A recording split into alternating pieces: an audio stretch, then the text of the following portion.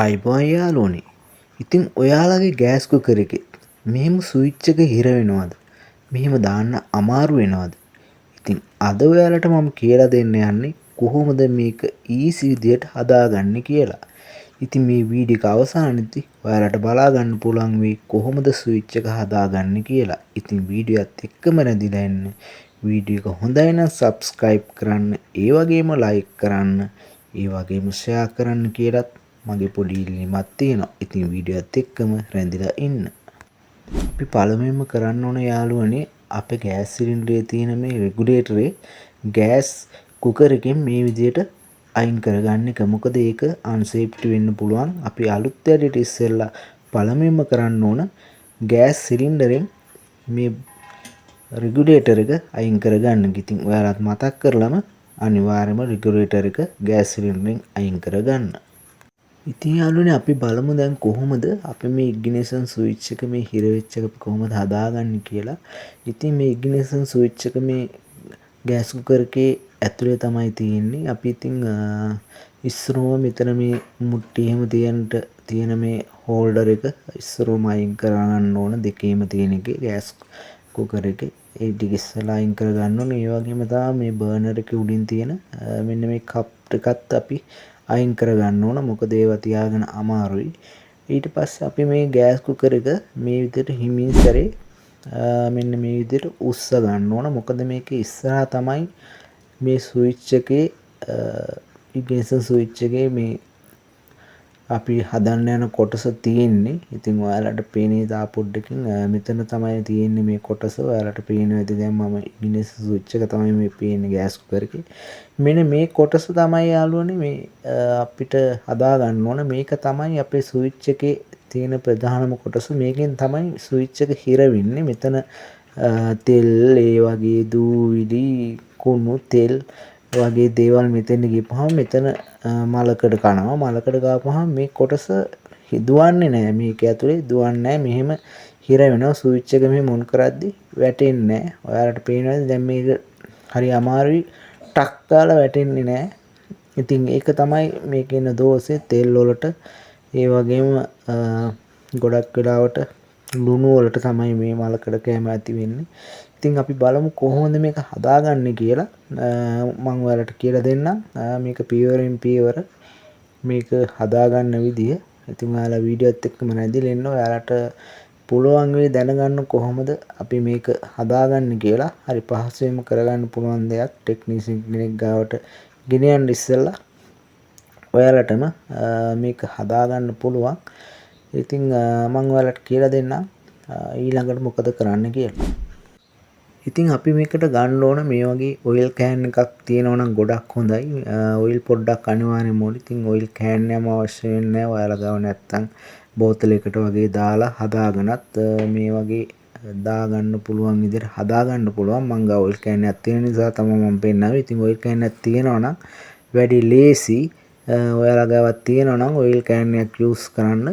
ඒ වගේම තමයි මේකට අපි ග්‍රීස් පොඩ්ඩකුත් ගන්න ඕන. මේ වගේ ග්‍රීස් පොඩ්ඩක් තියෙනවා නම් මේ ග්‍රීස් ටිකකුත් ඕන. මේ ග්‍රීස් ටික ඔයිල් දාලා ඉවරට එතන ඒ කොටසේ තවරන්න ඕන. මොකද ඔයිල් එක වැඩි කාලයක් තියෙන්නේ නැහැ. නමුත් ග්‍රීස් එහෙම නැහැ. ටික කාලයක් තියෙනවා. ඉතින් මේ වගේ ඔයිල් කෑන් එක තියෙනවා නම් නැත්තම් ඔයාලා බෝතලකින් හදාගන්න. ඒ වගේම මේ වගේ ග්‍රීස් පොඩ්ඩක් ඕන. තව රෙදි කෑල්ලකුත් ඕන. ඉතින් අපි බලමු කොහොමද මේ දෙක යොදාගෙන මේක හදාගන්න කියලා. දැන් ඔයාලා පළමුවෙන්ම කරන්න ඕන ඔයාලගේ ඔයිල් කෑන් එකේ මෙන්න මේ වැඩ කරන කොටසට ඔයිල් බිංදු 2 3ක් දාගන්න ඕන. දැන් ඔයාලට මම පෙන්නන්නම් කොහොමද මේකට ඔයිල් ටිකක් දාන්න කියලා. මෙහෙම ඔයිල් කෑන් එක අරන් මෙන්න මෙතන මේ තියෙන යකඩ කොටස ඒ ස්විච් එකේ තියෙන යකඩ කොටස මේ විදියට ඔයිල් බිංදු 2 3ක් දානවා. ගොඩාක් දාන්නත් එපා. එතකොට මේකේ තියෙන මේ බර්නර් කොටසට ගියපුවාම තවත් ප්‍රශ්න ඇති වෙන්න පුළුවන්. එතකොට මෙතන ලයිටරේ තියෙනවා. ලයිටරේ තෙල් ගෑවුනොත් ලයිටරේ වැඩ කරන්නේ නැහැ. ඒක නිසා හරියටම මෙන්න මේ යකඩේ වැඩ කරන කොටසටම ඉග්නිෂන් ස්විච් එකේ වැඩ කරන කොටසටම බිංදු 2ක් විතර දාලා මේ ඇඟිල්ලෙන් චුට්ටක් එහාට මෙහාට ගාන්න. දැන් ඔයාලට පේනවා ඇති මම මේ ඔයිල් දාලා තමයි තියෙන්නේ. මෙන්න මෙතන තමයි ඔයිල් වැටෙන්න ඕන. ඊට පස්සේ අපි මෙතන උඩ ස්විච් එක ඔයාලට පේනවා ඇති මම මෙහෙම ස්විච් එක උඩින් අල්ලලා අර ඔයිල් ගෑවුනට පස්සේ මෙන්න මෙහෙම පොඩ්ඩක් ස්විච් එක එහාට මෙහාට යවන්න ඕන. මොකද එතකොට තමයි ඔයිල් ගෑවෙන්නේ. අර මලකඩ එහෙම තියෙන තැන්වල ඔයිල් එක ගානට ගෑවෙනවා. මෙහෙම චුට්ටක් මේවා කරන්න ඕන. එතකොට අපේ හිරේ නැති වෙනවා. මොකද මලකඩ වලට ඔයිල් ගෑවිච්ච ගමන්ම මේ ස්විච් එක වැඩ කරන්න ගන්නවා. ඉතින් ඒක තමයි මේකේ අලුත් වැඩියාව. ඔයාලට පේනවා ඇති. ඔන්න දැන් ස්විච් එක මේ හොඳට වැටෙනවා. දැන් ඒ කියන්නේ එතන තිබ්බ මල්කඩ උඩින් දැන් මේ ස්විච් එක හොඳට ගමන් කරනවා. ඊට පස්සේ අපි මෙතන ග්‍රීස් පොඩ්ඩකුත් මම ඔයාලට පෙන්නන්න යන්නේ දැන් ග්‍රීස් පොඩ්ඩක් ගා ගන්න විදිය. ඉතින් මෙහෙම ඇඟිල්ලට ග්‍රීස් පොඩ්ඩක් අරගෙන මේ ඇඟිල්ලට පොඩ්ඩක් වැඩිපුර ග්‍රීස් පොඩ්ඩක් අරගෙන අපිට පුළුවන් ඒ ඔයිල් ගාපු තැනම මේ විදිහටම ඒ යකඩ කොටස මේ විදිහට ග්‍රීස් එතන පොඩි ස්ප්‍රින් එකකුත් තියෙනවා. ආම්මයක් වගේ චුට්ටි කෑල්ලක් තමයි තියෙන්නේ. ඔයාලට ගලවපුවම තීරේ කොහොමද මම මේ කීනික් ඔයාලා රයිස් ගෑස් කුකර් එකෙත් මේ විදිහ තමයි. මේ විදිහට එතන ස්ප්‍රින් එකේ එතන තියෙන යකඩ කොටසේ මේ විදිහට පොඩ්ඩක් ග්‍රීස් ගන්න. මොකද ඔයිල් එකට වැඩිය ඔයිල් එකට පස්සේ තමයි ග්‍රීස් ගන්න ඕන. මොකද කලින් ග්‍රීස් ගෑවොත් හරියටම ග්‍රීස් එක සෙට් වෙන්නේ නැහැ. ඔයිල් එක කලින් ගාපුවාම ග්‍රීස් එක ගානට දිය වෙලා මෙතෙන් හරියටම සෙට් වෙනවා. මේ යකඩ කෑල්ලට හරියටම ගෑවෙනවා. ඉතින් ඔයාලට දැන් පේනවා ඇති මේ ඉස්සරට වැඩිය හොඳට. දැන් මේ ග්‍රීස් ගාලා ඊට පස්සේ පොඩ්ඩක් මෙහෙම ස්විච් එක එහාට මෙහාට පොඩ්ඩක් මේවා ගන්න ඕන ග්‍රීස් හොඳට ගෑවෙන්න. දැන් මේ ස්විච් එක හරි පහසුවෙන් වැටෙනවා. ඉතින් අපේ දැන් මේකේ ලෙඩේ හරි මේක තමයි මේකේ අලුත් වැඩියාව. ඉතින් ඔයාලටත් මේක හරි පහසුවෙන් කරගන්න පුළුවන්.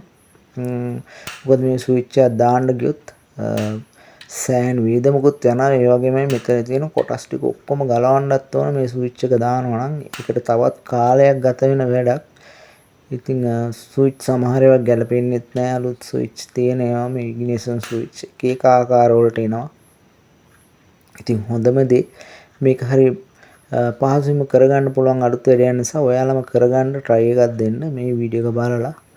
ඉතින් මම හිතනවා මේකෙන් ඔයාලට කරගන්න පුළුවන් වෙයි කියලා මේ වීඩියෝ එක බලලා. ඉතින් අනිවාර්යයෙන්ම ඔයිල් සහ ග්‍රීස් මේකට යූස් කරන්න ඔයාලා මේ දෙක අනිවාර්යයෙන් මේකට දාන්න. දැම්මොත් තමයි මේක කරගන්න පුළුවන්. වෙන මොකුත් යූස් කරන්න යන්න එපා.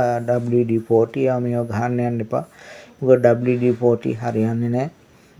ඔයිල්ම තමයි ඔයිල් හෝ ග්‍රීස් තමයි මේකට ගොඩක් ගැලපෙන්නේ. ඉතින්